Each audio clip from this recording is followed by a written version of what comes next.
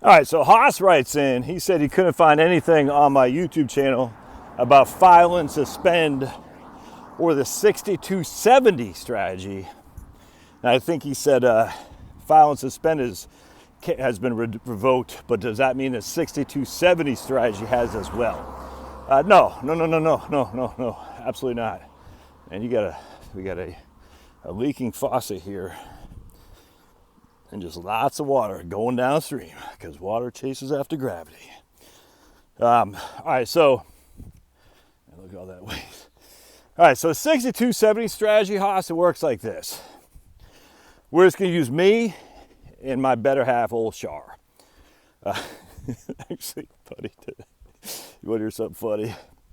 So we went to Costco, she and I, both not happy to have to wear masks, but you do what your corporate titans tell you to do, or else you don't get service. And anyway, it's just kind of funny. But when we get back in the car, she found a receipt I had from the North Fulton County feed and seed, not feed and seed, farm and seed store.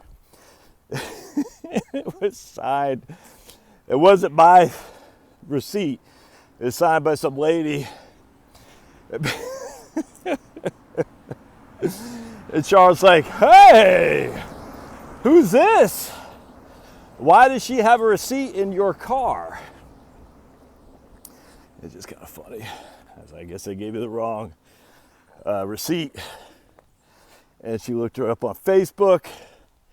Looked her up. I don't think she looked her up on the LinkedIn. I mean, she was just kind of goofing on me. But she goes, yeah, I'm going to get Maddie to investigate. Anyway, she looked her up on Facebook.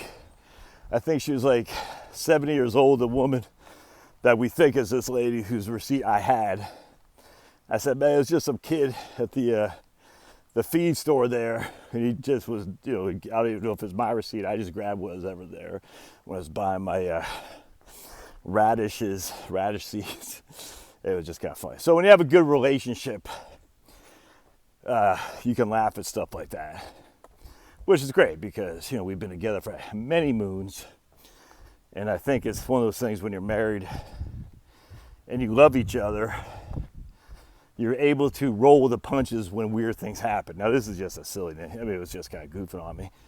But it's like when you have a good relationship, you can just laugh at things that in other circumstances might lead people to bitterness, and that's not good when it comes to relationship. So anyway, so what does that have to do with this? All right, so check it out. I'm 4 years older than Charlotte. All right, so she's a woman younger than me. Who's going to die first? Well, it's going to be old Josh, absolutely. All right.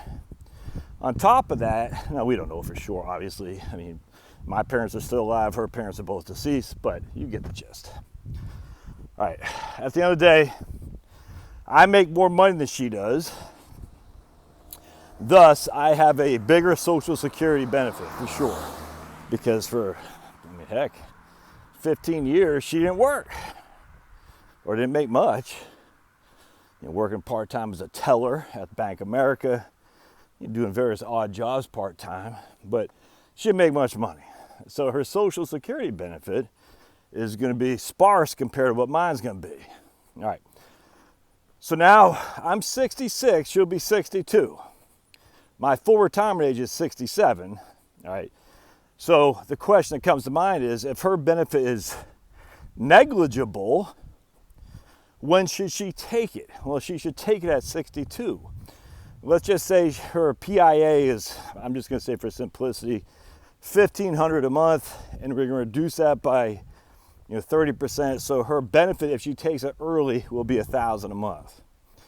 All right, so we're doing this for two reasons. So she's going to take it earlier. Now we'll say my benefit is $3,000 a month. All right. So what you have to concern yourself with is that'd be my PIA. And I don't know that to be true off the top of my head. I think it's $2,800, but just hear me out. So her benefit is $1,500 a month. My benefit is $3,000 a month, all right? So her benefit as a spouse will be half of mine, $1,500 a month. That's what it will be. But she has to be at full retirement age to take that. Inherently, I'll have to be at my full retirement age to get that as well. So if I took mine at 67 at $3,000 a month, and she was able to get her spousal benefit would be $1,500 a month, but she has to wait till she's 67. All right, now she could take a spousal benefit when I take my benefit, but she'll be 63 years old. The spousal benefit will be reduced, but it's almost the identical benefit as her reduced benefit will be if she takes it early. I hope that makes sense. So she should take it at 62 to get that $1,000 a month. Now I take my benefit at 70, so instead of $3,000 a month, it'll be $3,800 or something like that. All right, so I get $3,800 a month at 70. She will still continue to receive $1,000 a month. Her benefit won't go up. Her spousal benefit does not. You don't get a bump in spousal benefit by me delaying and taking my delayed earnings credits. We know right out the gate what her spousal benefit will be. It'll be half of my PIA. We know that, all right? We also know what her own benefit will be, and thus we can compare the two, reduce spousal benefit or reduce her own benefit based on her record. In this case, it's one of the same, so I might as well just take it and lock in that $1,000 a month. Part two of this, I take my benefit at 70, I get $3,800 a month. So between us, that's $4,800 a month, my friends. That's real money. And that's almost $60,000 a year. And if that's all the income we have, it's tax-free. All right, so let's just use that for an example. So we're like, freaking man, that's pretty good. Now we'll say, what if I die when I'm 74? Well, she will lose that $1,000 a month, but she'll then get my benefit of $3,800 a month. But the whole time, I'm 74, she'll be 70. For those previous 8 years, she was getting $1,000 a month. So 8 times 12 is what? 98, something like that? So she was able, this is not adjusting for cost of living either. We're just using straight numbers because I can't think that far in my head. So she's able to get $98,000 in Social Security benefits while I'm waiting for my benefit to kick in, if I'll only get for those 4 years. So I die at 74. She gets my full benefit with the delayed earnings credits at $3,800 a month. She'll lose her own benefit of $1,000 a month, but she was able to pocket those $98,000 in the interim. That means $98,000 less we had to pull from our portfolio, $98,000 less I had to work for an income or whatever it would be. So she gets the benefit of a higher benefit at my death, was able to get some of her own benefit, all the while I was waiting for mine to grow. Now, if I die before I take my benefit, we know for a fact my benefit to her will be the difference, or be between $3,000 at my full retirement age at 67, or $3,800 with a delayed earnings credit. So she knows she is going to get a higher benefit than she's getting right now, regardless, because she will get the survivor benefit. Hope that makes sense. So the survivor benefit is hugely beneficial to a surviving spouse. Hell of a lot more than retaining her own benefit at $1,500 a month at her full retirement age. Now, if there's a chance that I might live till I'm 85, 88, 90, you can make an argument to say, don't take a reduced benefit, Charlotte, for $1,000 a month when you're 62. Wait till you're 67 to get $1,500 a month, because then both you and Josh, he'll be getting $3,800 a month. You'll be getting $1,500 a month. That's $5,300 a month. And once in 4 years, well, I guess 4 or 5 years, 5 years. Once you guys are, Josh is at 70 and you're at full retirement age of 67. Well, you can make that argument for sure. And you can calculate it and say, well, as long as Josh lives until he's like 82 or something like that, that will have provided us more income in the overall scheme of things.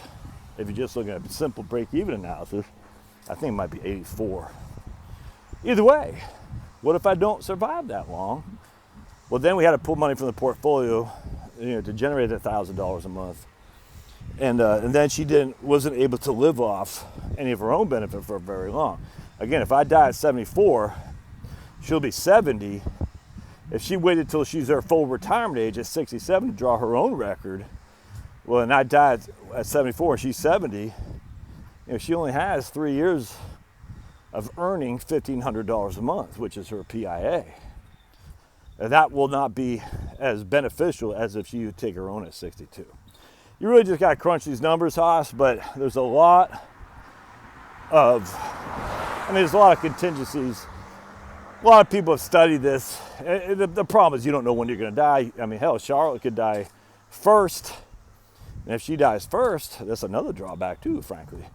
If she dies before I do, before she took her benefit, I mean, I can take a survivor benefit, but once I'm 70, I'll have to take my own benefit. That makes sense. So essentially, if she dies at 67, I'm 71, and she hasn't taken her benefit yet, we get no benefit off her record.